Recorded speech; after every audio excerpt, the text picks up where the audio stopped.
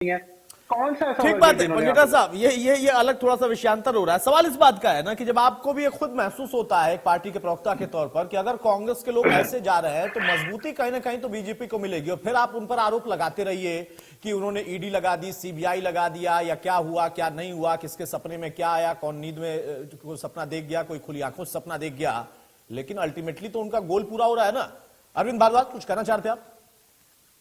अतुल जी, मैं ये कहना चाहता हूँ, देखिए आज क्या पोजीशन है हरियाणा की, अगर मैं बात करूँ, हरियाणा में जो कुछ लोग कांग्रेस के साथ जुड़े हुए हैं, सच्चाई है कि कांग्रेस के साथ कोई जाना नहीं चाहता, परंतु फिर भी जो लोग जुड़े हुए हैं वो क्या सोचते हैं, वो ये सोचते हैं कि भारतीय जनता पार्टी का विकल्प अगर कोई है तो राष्ट्रीय दल होने के नाते शायद कांग्रेस ही हो सकता है। परंतु पिछले जो 2 चुनाव लोकसभा के हुए हैं उनमें जो हालत हुई कांग्रेस की, दोनों में यहाँ पर ये सीट नहीं ले पाए। पिछले चुनाव में तो 10 की 10 सीट जो थी वो भाजपा की रही और कांग्रेस हारी। यही स्थिति अब की बार होनी है कि कांग्रेस तो 10 की 10 हारने जा रही है, और उसके बाद क्या होगा, जो थोड़े बहुत लोग जो ये मान रहे हैं कि कांग्रेस शायद विकल्प बने भाजपा का, उन्हें महसूस हो जाएगा लोकसभा के बाद कि कांग्रेस के पास वो ताकत वो तब नहीं रहा जो पहले कभी हुआ करता था। जिस तरह से क्षेत्रीय दल ने भाजपा को टक्कर दी है, और राय में चाहे वो ममता बनर्जी जी हों या तेजस्वी यादव ने बहुत अच्छा मुकाबला लड़ा, ठीक है, नीतीश कुमार जी ने धोखा दिया उसके बाद, वरना एक अच्छी फाइट वहां उन्होंने भाजपा को दी।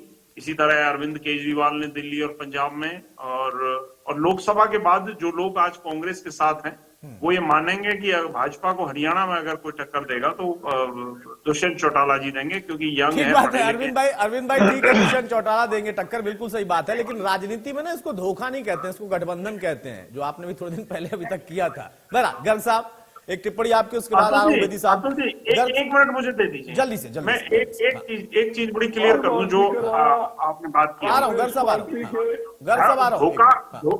धोखा किसे कहते हैं और गठबंधन किसे कहते हैं मैं बड़ा स्पष्ट बताता हूं, मैंने इस बारे में अब तक नहीं बोला। मैं एक बात बोलता हूं, हरियाणा ने 3 बाई इलेक्शन देखे जो हमारे अलायंस में हुए थे, तीनों भाजपा लड़ी थी। अगर जननायक जनता पार्टी को धोखा देना होता तो उन तीनों इलेक्शनों में हम साथ नहीं देते।